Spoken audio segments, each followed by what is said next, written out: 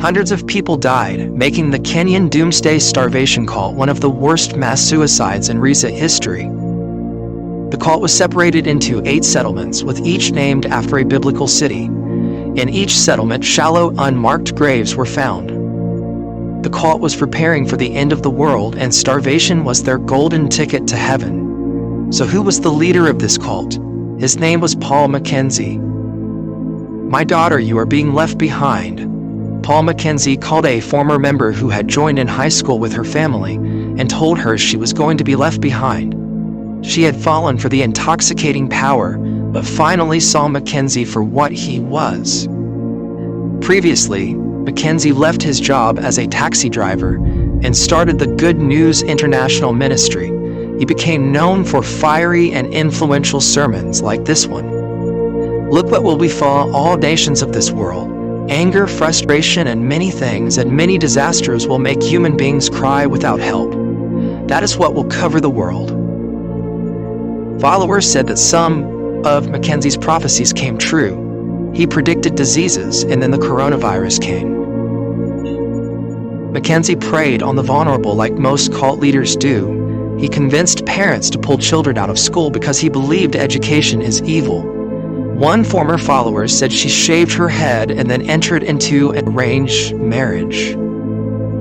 And then Mackenzie was arrested for his anti-government stance, but he was not prosecuted, which meant he could go back out into the world and continue his cult activities. The assistant pastor said that it was after the arrest that Mackenzie decided to close the church and no longer be a pastor.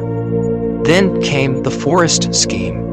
Mackenzie charged more than 1,000 people within 300 families $80 for a piece of land.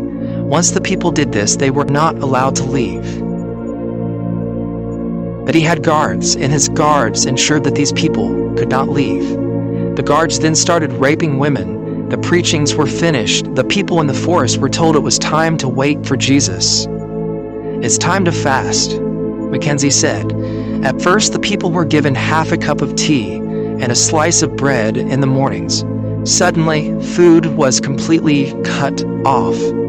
The people were snaking berries and scooped water from the ground with their bare hands in order to survive.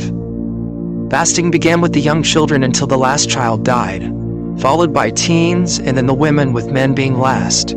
The remains showed death from starvation, smothering, and blunt force trauma. Many children were amongst the dead. One severely emaciated child whose siblings had died said that his parents suffocated his siblings. It was thanks to the elders of a nearby village that the authorities were called when they noticed starving children escaping the forest. They said the police response was just too slow. This led to Mackenzie's arrest.